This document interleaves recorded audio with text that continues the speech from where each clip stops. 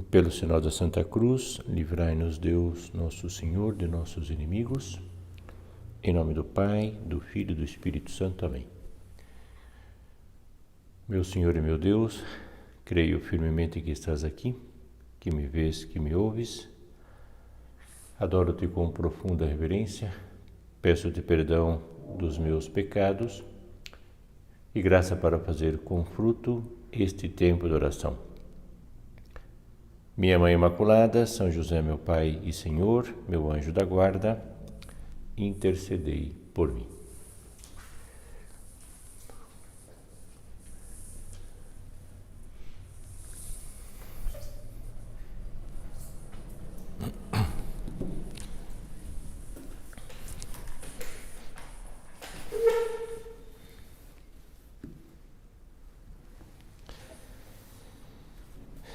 Nós hoje vamos iniciar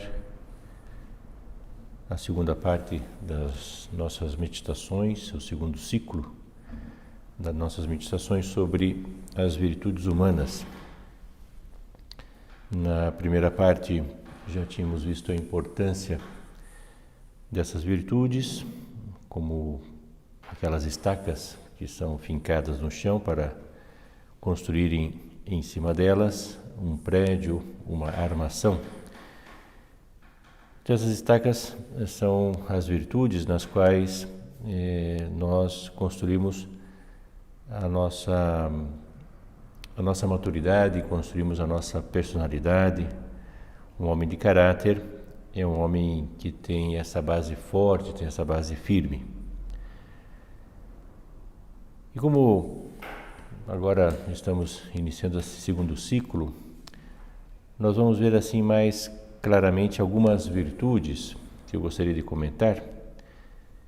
E como o leque de virtudes é muito amplo, nós temos muitíssimas virtudes humanas e graças a Deus podemos ao longo da nossa vida ir adquirindo uma variedade imensa de virtudes e vamos até conhecendo e descobrindo novas virtudes que podemos adquirir. Então, como esse leque é muito amplo, eu resolvi concentrar essas meditações que vamos, a partir de hoje, iniciar. Vamos falar de 7 virtudes. E por que 7?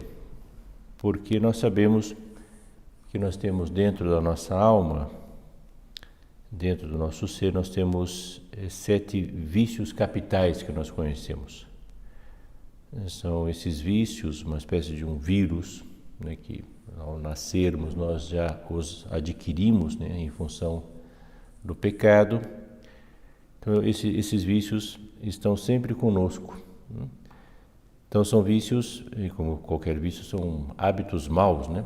E há uma correlação entre esses vícios e as virtudes. Então, para cada vício, nós vamos ter uma virtude, uma espécie assim, você pode pensar um antídoto, uma vacina contrária a esses vícios. Então, quais são esses vícios? Soberba, ira, inveja, gula, luxúria, preguiça e avareza. E as virtudes contrárias a eles são humildade, mansidão, bondade, temperança, castidade, fortaleza e generosidade. Então, a partir de hoje nós vamos ver cada uma dessas virtudes, explicaremos primeiramente o vício correspondente, a maldade do vício que está dentro da nossa alma e o antídoto, né, justamente a vacina, né, que vai destruindo esse vírus. Então vamos iniciar com o orgulho, né, o orgulho, a soberba. De certa maneira sabemos que a soberba é a mãe de todos os pecados, né, a mãe de todos os vícios. O que atrapalha realmente a nossa vida é a soberba e, em contraposição, temos a virtude da humildade. Então, nós vamos entrar agora, no fundo, escuro, você pode imaginar assim, um porão, né, em que você agora vai se introduzindo dentro dele, aquele porão da sua alma, que é um local nem um pouco agradável, né? Talvez nós tenhamos essa experiência agora durante esse período da pandemia, de termos feito uma faxina mais profunda em alguns ambientes da nossa casa, e justamente num ambiente determinado lá, um local assim escuro, cheio de teias de aranha, aquela bagunça total, né? E que às vezes a gente nem quer ver, né? Nem quer olhar, mas resolvemos limpar tudo aquilo. Então, a partir desse momento vamos pensar assim que o orgulho, né, está ali dentro desse porão, né, que não é nem um pouco agradável, mas é necessário que nós entremos. Por quê, né? Porque justamente nós vamos descobrir, né, que nós temos o orgulho dentro do nosso coração, temos a soberba. E não é apenas um momento determinado em que nós somos soberbos, é que todo o nosso ser, né, toda a nossa vida, né, esse vírus ele vai atrapalhando tudo aquilo que nós fazemos em todo momento. Não é às vezes apenas um momento de ira, né, um momento de inveja, uma pessoa que às vezes tem certas explosões, né? Mas às vezes você vai ver que no fundo a raiz de tudo aquilo que nós temos de mal procede da soberba. Talvez por esse motivo que o Papa Emérito Bento XVI, certa vez ele comentou que cada um de nós traz dentro de si uma gota do veneno da serpente do paraíso. Então ele fazia alusão ao pecado original cometido pelos nossos primeiros pais, né, Adão e Eva, que foi um pecado de orgulho, foi um pecado de soberba.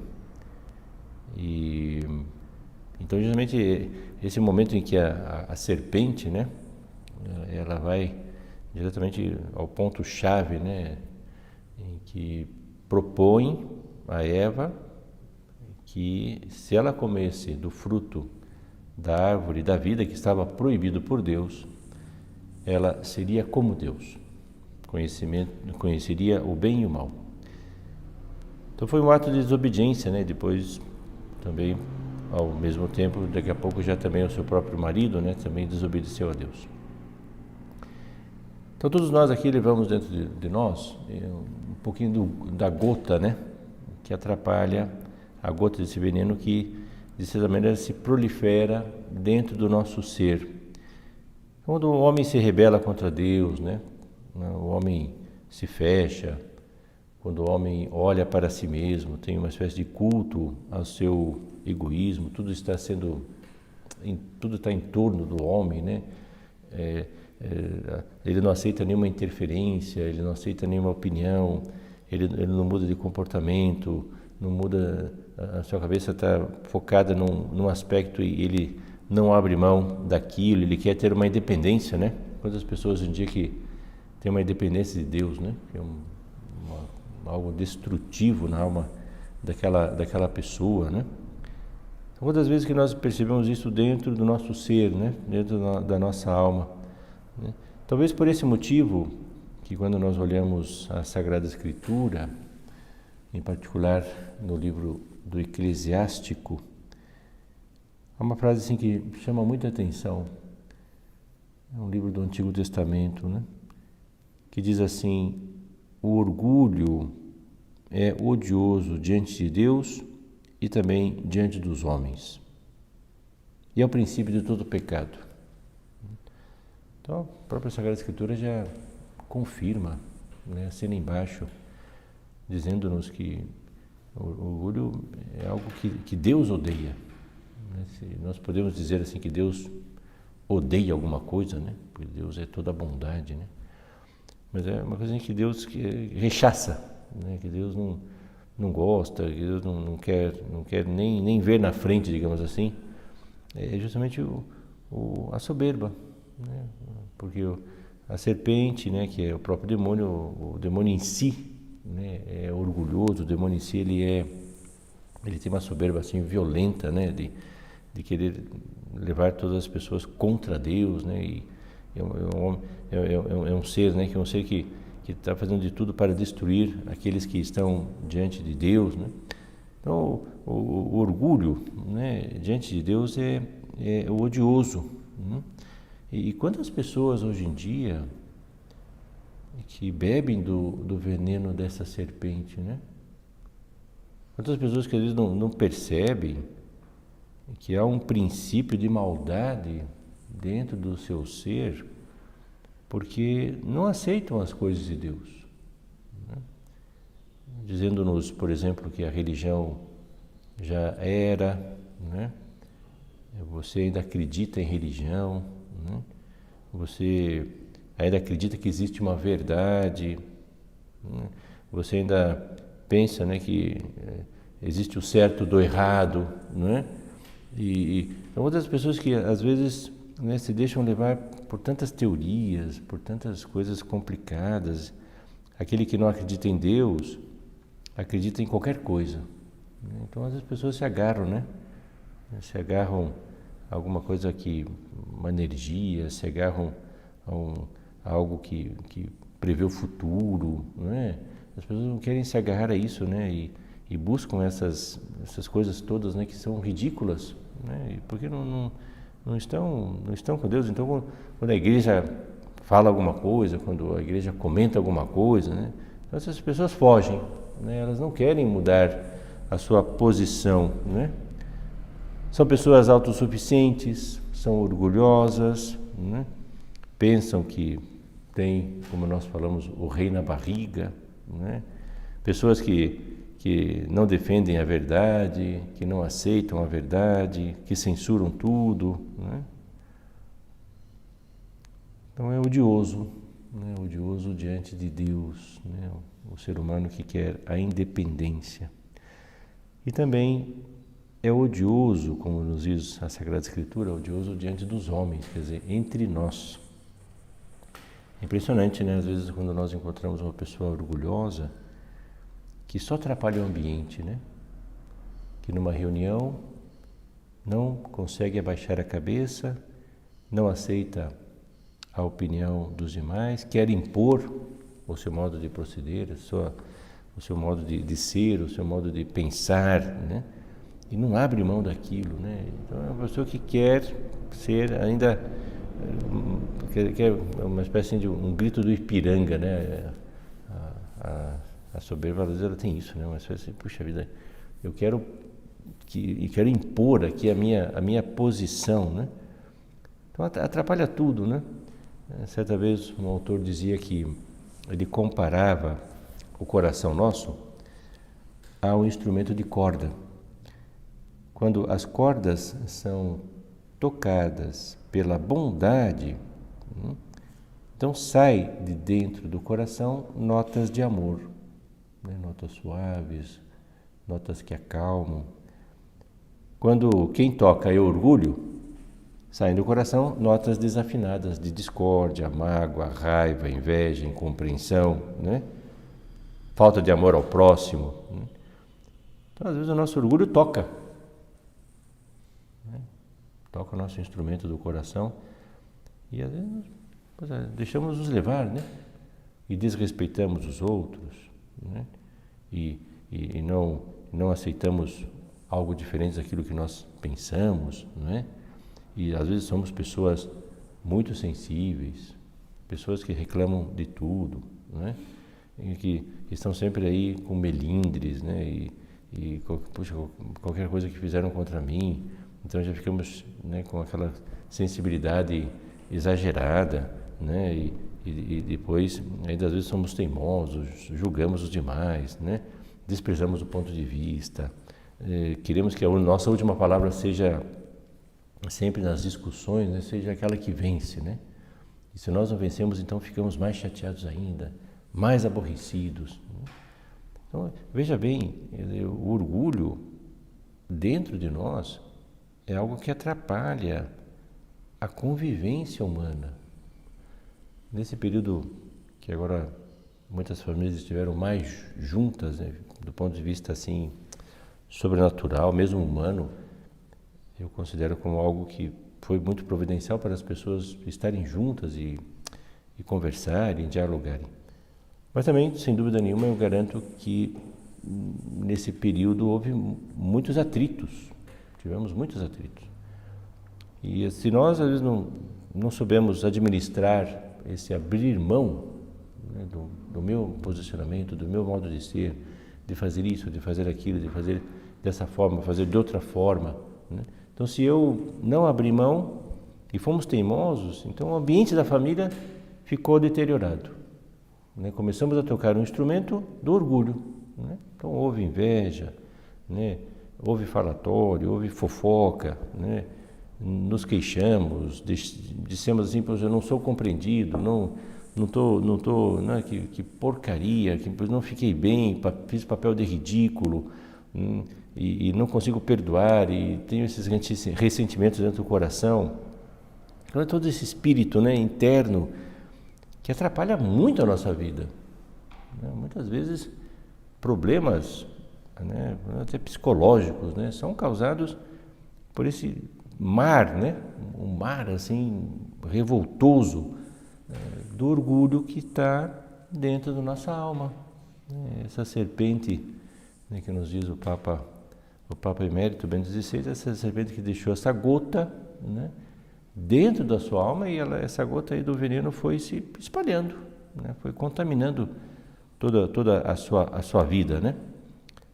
Então nós temos que pensar assim: bom, já que orgulho, né, que é a mãe de todas as faltas, a mãe de todos os pecados, já que eu vejo assim com claridade que eu sou assim, então nós vamos pedir a Deus que agora nós vejamos justamente o oposto.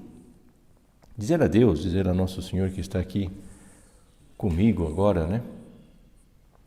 Senhor, me ajuda a não ser assim, né? A ser mais humilde, a crescer na humildade, a adquirir essa virtude, né?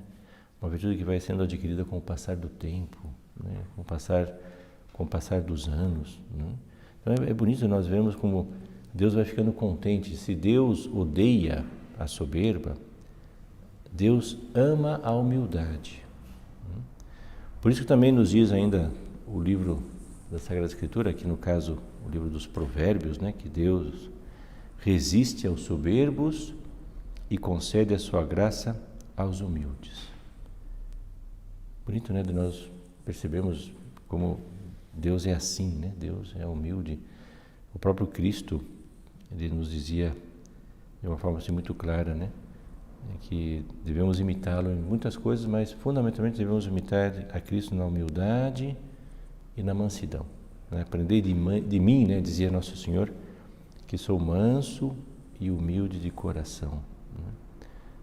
Então nós vamos pedir a Deus: Senhor, me ajuda a ir agora colocando o antídoto, já que o vício está proliferado, o veneno, né, da serpente está em todo o meu ser. Então agora é o momento de eu colocar aqui o antídoto, e esse antídoto é justamente a humildade, né? Então o que é a humildade, né? Então, qual é a origem dessa palavra? Então, a humildade, ela vem da palavra humus, e humus é latim, né? Significa terra, né?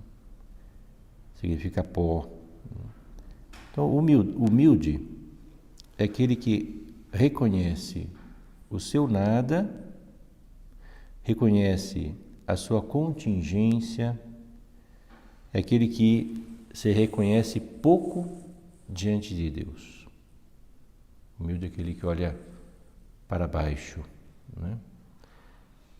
É bom, inicialmente, já pensarmos, né? Será que eu me reconheço pouco diante de Deus? Como, por exemplo, São João Batista, né? São João Batista, Deus dizia que dos nascidos de mulher não há outro maior do que São João Batista, né? E diante de Cristo, né, quando ele encontrou Nosso Senhor, um pouco antes de batizar o próprio Cristo nas margens do Rio Jordão, ele mesmo dizia, né, que não sou digno de me abaixar e desatar as suas sandálias diante de Cristo. Então esse homem humilde, né, diante de Deus, né, diante do próprio Cristo, que é Deus, se coloca nessa posição de humus, né? Eu estou aqui abaixo, eu estou aqui na terra, né? Estou aqui prostrado, não sou nem digno de mexer na sua sandália, né? Então, quando o homem se coloca nessa posição, e não na posição de ser Deus, então esse homem, ele vai entrando por caminhos de humildade.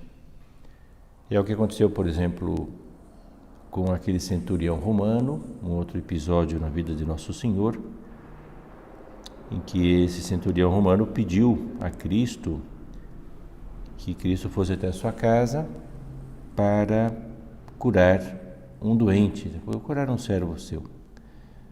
Mas depois esse centurião disse assim: Senhor, eu não sou digno de que você entre na minha casa, né? Quer dizer, eu sou muito pouca coisa, né? Nem judeu, o centurião era romano, né? Não era judeu, nem judeu sou, então o Senhor não vale a pena entrar na minha casa, não consigo preparar a minha casa bem para o Senhor, né? Mas dizei só uma palavra e meu servo já vai ser curado. Então, diante dessa fé, diante dessa humildade de coração, o que fez Cristo? Curou o seu servo à distância, né? Nem chegou lá, né? Hoje em dia a palavra distância está tão em moda, né? Então Cristo à distância, né? Curou o seu servo, né? Então, tenho consciência? É uma boa pergunta para você, né, que está aí me ouvindo. Eu tenho consciência de que sou pouca coisa, né? Sou apenas uma criatura diante de Deus, né?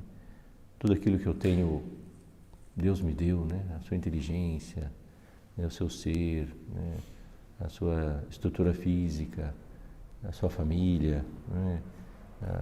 Mesmo tudo aquilo que você tem hoje, né? Deus que foi concedendo a posição que você tem, né? A posição de filho de Deus, né?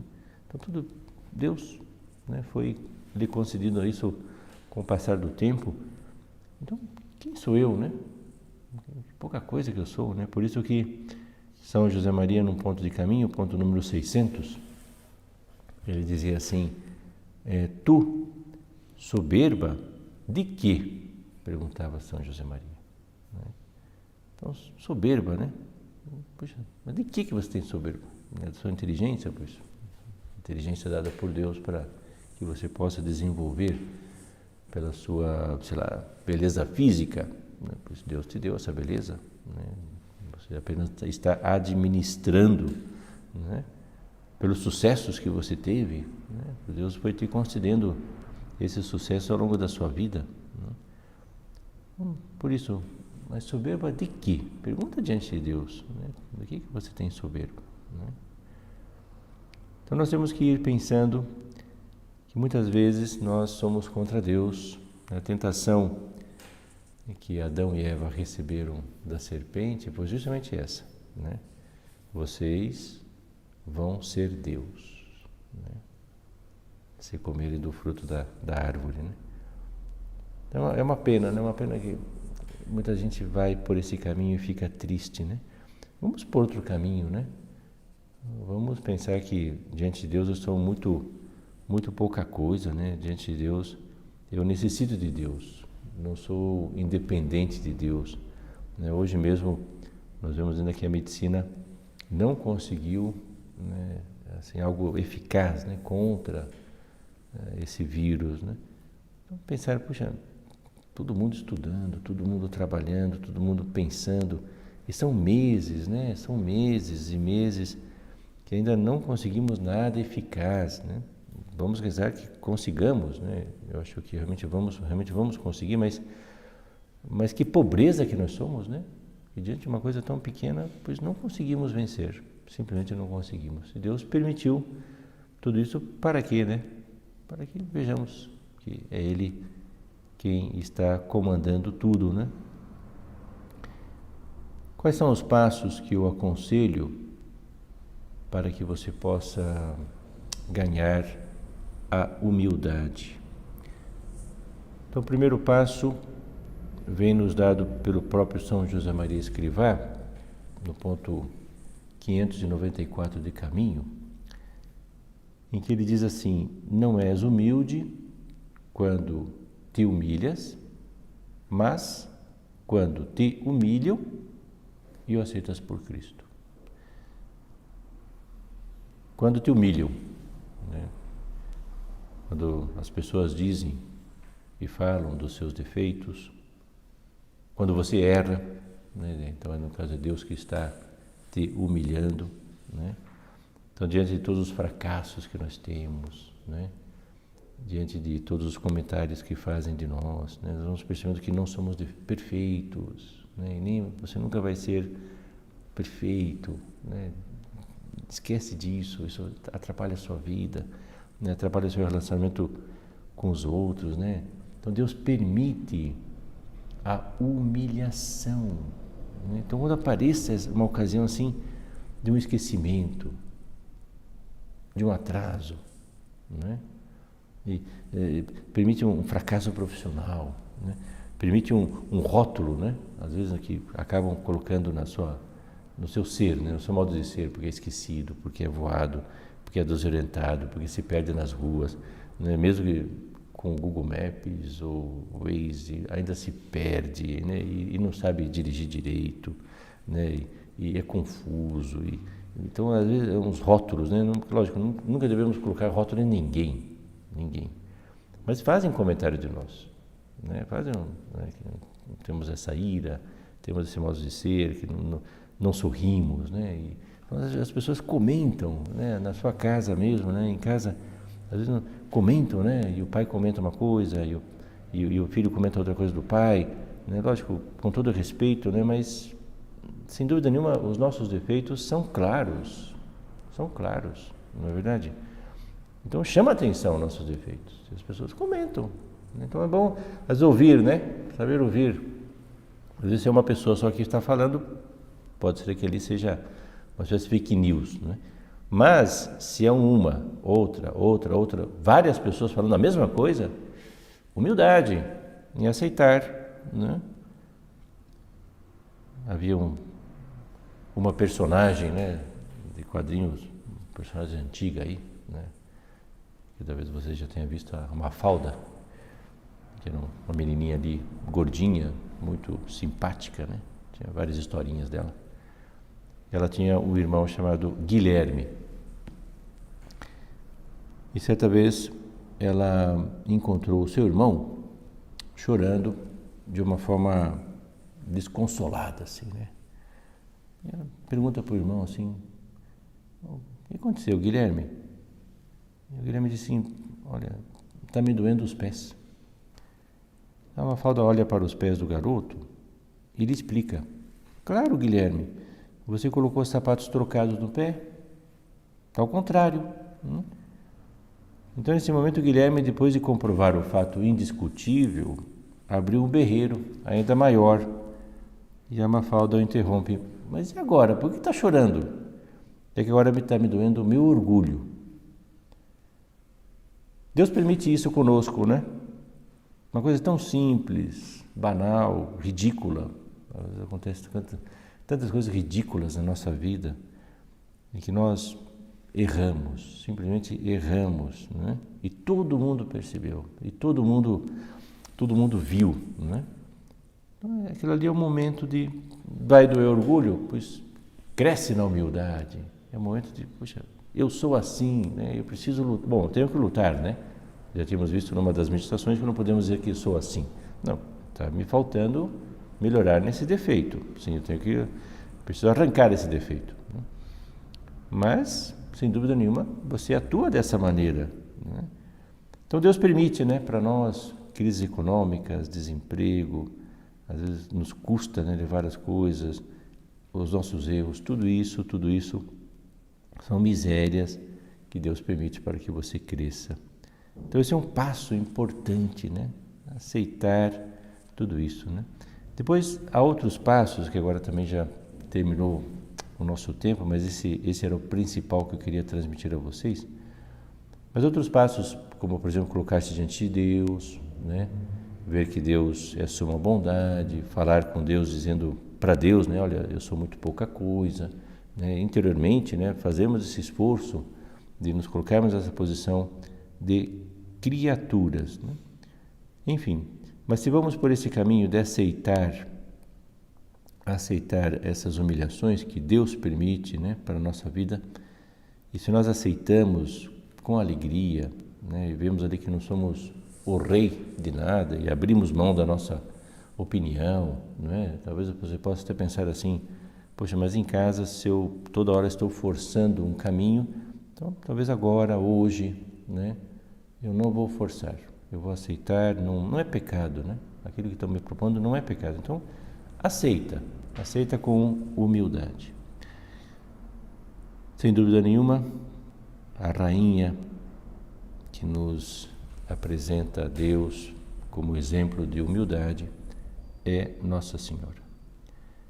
Nossa Senhora nos diz que a minha alma engrandece o Senhor meu Deus, porque o meu espírito exulta de alegria em Deus, meu Salvador, porque Ele olhou para a humildade da sua serva, da sua escrava. Então nós vamos terminar a nossa meditação de hoje.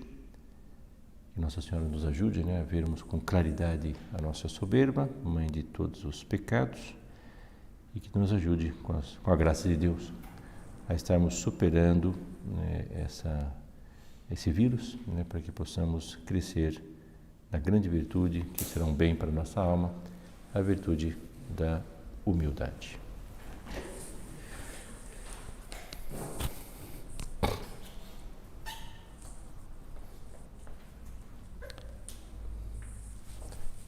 Dou-te graças, meu Deus, pelos bons propósitos, afetos e inspirações que me comunicaste nesta meditação. Peço-te ajuda para os pôr em prática. Minha Mãe Imaculada, São José, meu Pai e Senhor, meu anjo da guarda, intercedei por mim.